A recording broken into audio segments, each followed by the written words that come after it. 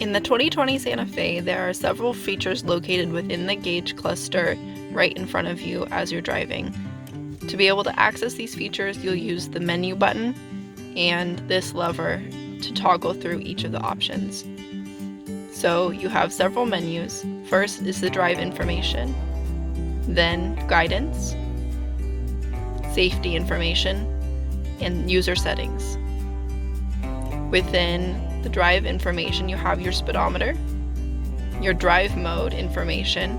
So if you change your drive mode using this button here, you can see on the screen what drive mode you're in. You also have your fuel economy information, which is set to reset every time you refuel your vehicle. To reset this as you're driving, you will press and hold this lever, and it will show like this until you have enough accumulated information. Then you have your accumulated info, which acts as your trip computer. So if you look a little bit closer, you can see 10.4 miles on this trip, an average fuel economy of 7.5 miles per gallon, and total running time of 3 hours.